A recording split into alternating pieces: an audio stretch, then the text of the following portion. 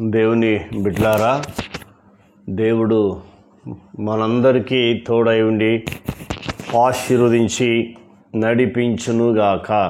Amen, amen. దేవుడు ఈ దినమున బయలుపరిచిన పరిశుద్ధమైన వాగ్దానాన్ని పొందుకుందాం. మొదటి దినవృత్తాంతములు 17వ అధ్యాయము 19వ వచనాన్ని చదివి ధ్యానించుకుందాం.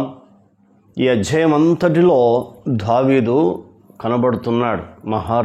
దావీదు మహారాజు ఈ అధ్యాయంలో మొత్తం ఆయన కొరకే రాయించాడు పరిశుద్ధాత్ముడు. అంటే దేవుడికి ఎంత ఇష్టడో మనకు ఈ అధ్యాయం చదివితే అర్థమవుతుంది. కాబట్టి దావీదు యొక్క జీవితాన్ని దేవుడు ఎక్కడి నుంచి ఎక్కడికి తీసుకొచ్చాడు, ఆయన యొక్క స్థితిగతులను దేవుడు మార్చివేశాడు. కాబట్టి అలాంటి గొప్ప దేవుణ్ణి కలిగిన దావీదు దీవించబడ్డాడు, ఆశీర్వదించబడ్డాడు. కాబట్టి మరి నీవు నేను కూడా దేవుడు నేను ఎక్కడి నుంచి తీసుకొచ్చి ఏ స్థితిలో ఉంచాడో అదొక్కసారి నిన్ను జ్ఞాపకం చేసుకోమని ఒకసారి అడుగు. దేవుడు నాతో మాట్లాడుతూ ఉన్నాడు. కాబట్టి 19వ వచనాన్ని చదువుకుందాం. యెహోవా, నీ దాసుని నిమిత్తమే నీ చిత్త ప్రకారము ఈ మహా ఘనత కలుగునని నీవు తెలియజేయుచున్నావు. అతని నిమిత్తమే నీవు ఈ గొప్ప కార్యమును చేసియున్నావు. ఆయనకు స్తుతి మహిమ కలుగునుగాక. 16వ వచనము నుండి ప్రార్థన చేస్తున్నాడు. నాతాను ప్రవక్త వచ్చి తనతో మాట్లాడుతూ ఉన్న సమయంలో దేవుడు దావీదు విషయంలో ఎలాంటి ఆలోచన కలిగి ఉన్నాడో అవన్నీ తెలియపరుస్తున్నాడు. అందుకే దేవుని యొక్క హృదయంలో ఏముందో దావీదు తెలుసుకోగలిగాడు. కాబట్టి నేను గొప్ప ఇంట్లో ఉంటున్నాను, దేవుని యొక్క మందస్సము గుడారంలో ఉంటుంది అని ఆయన ఏం చేశాడంటే దేవునికి ఒక మందిరం కట్టాలని ఒక ఆలోచన కలిగింది.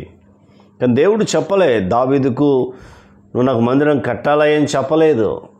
నోవాహుకు ఓడగట్టుమని చెప్పాడు. మోషేకు ప్రత్యక్షమైన గుడారము కట్టుమని చెప్పాడు. కానీ దావీదుకు మాత్రం మందిరము కట్టుమని చెప్పలేడు. కానీ దావీదే మందిరం కట్టాలని ఒక ఆలోచన కలిగి ఉన్నాడు. ఎందుకు అంటే అతన్ని ఎక్కడి నుంచి ఏ స్థితి తీసుకొచ్చాడో మనం చూస్తే 7వ వచనము కనబడతా ఉంది. దేవుడు మందిరము కట్టాలనే ఆలోచన దావీదు కలిగినప్పుడు నాతాను ప్రవక్తతో మళ్ళీ దేవుడు మాట్లాడుతున్నాడు. నీవు నా జనులైన ఇశ్రాయేలు మీద అధిపతి వై యుండునట్లు గొర్రెలు వెంబడి తిరుగుచున్న నిన్ను గొర్రెల దొడ్డి నుండి తీసుకొని, చూసారా, గొర్రెల వెంబడి తిరుగుతున్న అతనిని ఏం చేశాడు అంటే దొడ్డి నుండి తీసుకొని, ఎంత అద్భుతమో చూడు, నీవు వెళ్ళిన చోట్ల నెల్లా నీకు తోడుగా ఉండి నిన్ను ద్వేషించు వారిని నీ ముందర నిలవనీయక నిర్మూలన చేసి తిని లోకంలోని ఘనులకు కలిగిన పేరు వంటి పేరు నీకు కలుగజేసేదను. Amen, amen. ఎంత అద్భుతమో చూడు. మరి నిన్ను కూడా దేవుడు ఏ స్థితి నుంచి తీసుకొచ్చాడు? మరి ఆయన కొరకు ఆలోచన చేస్తున్నావా? ఫిలిప్పీ యొక్క సంఘానికి అపోస్తలుడైన పౌలు రాస్తున్నాడు, మీ సొంత కార్యాలు మాత్రమే కాక ఇతరుల కార్యాలు కూడా చూడాలి, యేసు క్రీస్తు కార్యాలు కూడా చూడాలని ఆ సంఘాన్ని హెచ్చరిస్తూ ఉన్నాడు. నిజమే, ఈనాడు చాలామంది క్రైస్తవ జీవితాల్లో, క్రైస్తవ కుటుంబాల్లో నిస్వార్థమైన భక్తి తగ్గిపోతుంది, స్వార్థపూరితమైన భక్తి ఏమవుతుందని పెరుగుతూ ఉంది. కాబట్టి స్వార్థంతో కూడిన భక్తి ఎప్పుడు చేయకూడదు, దానివల్ల ఉపయోగాలు ఏముండవు. నిస్వార్థమైన భక్తి ఎప్పుడైతే చేస్తామో దేవుడు మనల్ని ఇంకా ఆశీర్వదిస్తాడు. నువ్వు దేవుని కొరకు ఏదో ఒకటి చేయాలని నీ జీవితంలో ఒక ఆలోచన కలిగి ఉంటాయి. కాబట్టి దావీదు జీవితంలో ఆలోచన కలిగినది కాబట్టి ఆయన మాట్లాడుతున్నాడు. ఆ 19వ వచనం ఏమంటున్నాడు? నీ దాసుని నిమిత్తమే, చూసావా, నీ దాసుని నిమిత్తమే నీ చిత్త ప్రకారం, చూసారా, నా ఇష్ట ప్రకారం అంటలేడు, నీ చిత్త ప్రకారంగా అని ఆయన యొక్క ప్రార్థన ఎంత స్పష్టంగా ఉందో చూడు. నీవు చేసే ప్రార్థన ఎలా ఉంది? రోగం తీసే, అప్పు తీసేయి, కష్టాలు తీసేయి, బాధలు తీసేయి, ఇరుకులు తీసేయి, ఇబ్బందులు తీసేయి, తీసేస్తాడు. కానీ ఆ ప్రార్థనలో నీతి ఉండాలి, యథార్థత ఉండాలి, హృదయంలో పాపం ఉండకూడదు. పరిశుద్ధమైన జీవితం, నీతి కలిగిన జీవితం, యథార్థత కలిగిన జీవితం ఉన్నప్పుడు దేవుని ప్రార్థన అంగీకరిస్తాడు. ఇప్పుడు ఆయన ప్రార్థనలు ఏమని జ్ఞాపకం చేసుకుంటున్నాడు? నీ చిత్త ప్రకారము ఈ మహాఘనత కలుగునని నీవు తెలియజేస్తున్నావు. చూసారా, నీ చిత్త ప్రకారంగా ఏం చెప్తున్నాడు? ఈ మహాఘనత నీవు కలుగజేసి ఉన్నావు, నీవు కలుగజేసి ఉన్నావు. ఈనాడు ఘనత, ప్రభావములు, కీర్తి, పేరు, సర్వ సంపదలు కావాలి అంటే, అవి ఉండాలి, అవి కలగాలి అంటే ఆయన కృప, ఆయన దయ. అందుకే ఆయన కుమారుడైన యేసుక్రీస్తు ప్రభు నీ కొరకు నా కొరకు ఈ లోకాన్ని పంపాడు. మన పాపాలు, మన రోగాలు, మన దరిద్రతను కలవరి శిలువలో భరించి మన కొరకు చనిపోయి సమాధి చేయబడి తిరిగి మరణాన్ని జయించి తిరిగి మూడో దినం లేచిన మహాదేవుడు యేసుక్రీస్తు ప్రభువారు. మరొకసారి ఆలోచించి, ఆయన నిన్ను ఆ స్థితిలో పెట్టినప్పుడు నీవు ఆయనను తక్కువ చేస్తున్నావేమో, తక్కువ చూస్తున్నావేమో, ఆయనను సరిగా ప్రేమించట్లేదేమో, ఆయనతో సరిగా సహవాసం చేయట్లేదేమో, ఆయన మీద ఆధారపడట్లేదేమో. ఒకసారి నిన్ను పరీక్షించుకో. దావీదు మాట్లాడుతున్నాడు, ఈ మహాఘనత కలగజేసిని అని చెప్తున్నాడు.